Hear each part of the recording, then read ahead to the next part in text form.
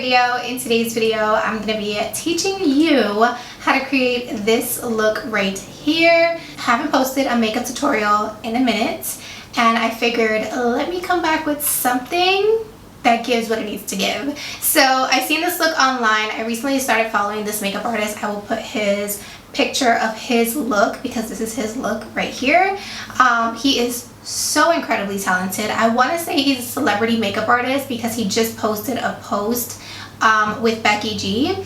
So I was like, yeah, like he's got skills. Okay, you know, like those makeup artists out there, like no tea no shade, kind of like Makeup by Mario, where he like does Kim Kardashian. He's like known for like his soft glam looks. Well, this makeup artist, honey, he can go soft glam, looks like this. Like that's my kind of artist. So I'm really obsessed with this look. I think it is so stunning, and to be honest with you, it's way easier than it looks. That's why I love bringing you guys these tutorials for these super creative, intense looks, and I'm really able to break them down for you so you can see that they're actually pretty achievable. So I'm really excited for today's video. I hope you guys are too. I've missed you guys so much. My apologies for the delay in uploads. I kind of took a week off and I was away for the week and kind of just, you know, had to get the creative juices flowing again and just clear my mind. But I am back better than ever. So we're gonna go ahead and jump into today's video. Before we do, please don't forget to give this video a huge thumbs up if you guys enjoy makeup tutorials.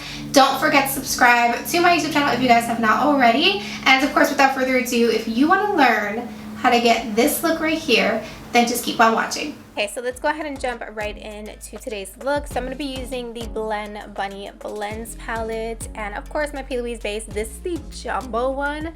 I finally finished my tiny little tube, so I'm using the bigger one, and I definitely can say if you can get the jumbo one on sale, get it, especially if you use it all the time. So worth the money. So the first color I'm going to go in with is the shade Spellbound, and I'm going to take it on a liner brush. This is just going to help so that way I can really map out that shape. And you guys can see I'm using a super light hand while doing this. This doesn't need to be perfect. You can perfect it later on. This is kind of just like my rough draft of that shape. Now, everyone's shape is going to look different because everyone has different eyelid space, a different eye shape, and so on and so forth. So definitely just make sure that when you are opening up your eyes and looking straight ahead that you can see that shape and it doesn't fold in. That's really the key. So the next shade I'm going to go in with is the shade Chance, and I'm going to take this on a pointed brush. So it's definitely bigger obviously than the liner brush, but I need this to start to create that really beautiful blend. Now I am going to end up going in with the black eyeshadow, but for now my concern is just blending out these blues and getting a really nice ombre look. Now you don't need to be too concerned with getting your eyeshadow inside of the shape. Don't worry about it because we're going to end up cleaning that anyway, but you do want to be mindful how far you're blending your eyeshadow on the outer edges of the shape, because that's something that's going to stay there. The inside will not stay there. You can remove it and clean it up. So I just want to put that out there, and remember, blending is going to look horrible before it starts to look good. So don't be too harsh on yourself. So now that I had a pretty good blend, I'm going to go in with the black eyeshadow in the palette, which is called Nevermore. And now I'm basically just going to go right over where I placed that first deepest blue in the beginning of this tutorial. This is going to give me depth, and like this is more of your permanent color. You know, black is not something that you could just blend out to nothing. So you want to make sure that that's pretty much the last color that you're placing, because that's when you know like, okay, I'm very, very happy with this shape and now I can secure it in place. So now I'm taking an even fluffier brush and I'm going into the shade Dream and just making sure that all my edges are really nice and blended. And then like I said, I'm going to go ahead and clean up and perfect the inner part of that shape. So I first went in with the Q-tip. The Q-tip is rounded at the end, so it kind of worked in my favor. I was able to really get that super precise kind of like rounded inner part of the eye. And then I did go in with a little bit of blank canvas, and then inside of the shape I'm first going to go into the shade Barley, and that's basically a beautiful vibrant orange. It is so stunning, and a tiny detail brush, because at this point this is where things are starting to get pretty serious. Okay, so I definitely recommend that you go in with a really small brush, and you guys can see this one fits perfectly in that inner part of the inner corner. So now what I'm going to do is go into a yellow eyeshadow. I was just showing you guys quickly there what shade I was using in the blend palette, which is the orange, but the yellow eyeshadow I am using from the Carnival XL Pro from BPERFECT and Stacey Marie, but truly any yellow eyeshadow will do. And then I just took a little bit of cream and sugar for the inner part of the eye. So now what I'm going to do is basically the same exact method, just doing it on the outer part of the eye. Now, I actually don't have any eyeshadow on this brush. I'm using whatever is left over and just creating, again, that rough draft, really mapping out that shape. Like I said, everyone's is gonna look different, but I feel like for me, I wanted something a little bit more rounded. And then of course, I'm gonna do the same thing. So I'm gonna go back in with the blending brush. Obviously, this is a bigger amount of space, so I'm able to use a little bit more of a fluffier brush, but I'm doing exactly the same thing. So I went in with the shade Spellbound, and then Chance, and then the shade Dream. And then of course, I went in with that black eyeshadow just to make sure that it has a really beautiful, defined look to it. So that way when I go in and clean up the shape, everything just looks gorgeous, okay, which you guys are gonna see in a second. I think that blending is probably the hardest part of this look, and also creating the shape or finding your perfect shape for your eye, but definitely give it a try. It was such a fun look, definitely challenging, but I'm so happy that I decided to give it a shot.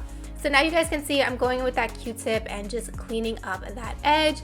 And then of course I'm gonna go in and just fill it in. Now with filling in this part of the eye, I did want to let you guys know I am not putting blank canvas all the way in towards that blue because I don't want to ruin that blend. So I'm basically applying it exactly where I want it and cutting out that shape. And then you guys will see I'm gonna take a smaller brush and kind of almost diffuse it in and blend out the edges, because you want to be super careful. You want to work smarter and not harder. But how satisfying is this part? Like, you literally could leave the look like that. You don't even need to add eyeshadow. It's so pretty. Or you could have even did like a different color combo. That would have been stunning too.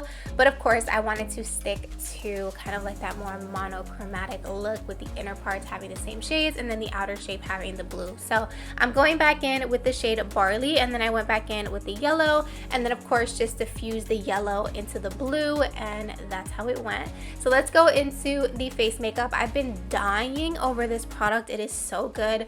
This is the brand new e.l.f. Halo Glow Liquid Filter.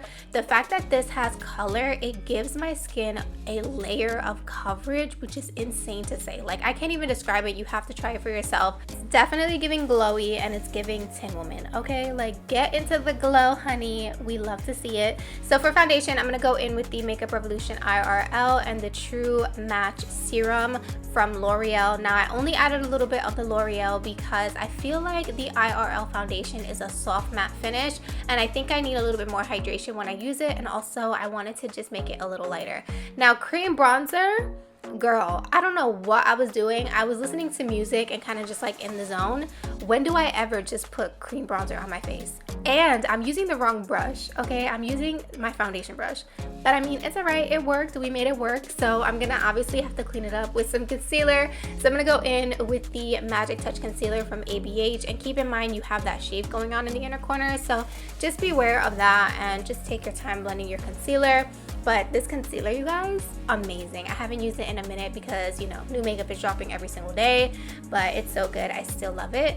For powder, I just went in with my Collapse at the Stage powder. I feel like I don't have to talk much about it. You guys know I love it. And then I went in with my ColourPop powder, which you saw. It's literally almost gone. I love it so much. For bronzer, I'm going in with the JACLYN Hill Cosmetics bronzer in Skinny Dip. I really enjoy this bronzer. It's just the scent. I don't know about the scent. Like, I don't think I could get into it, but I really like the formula, so I keep using it.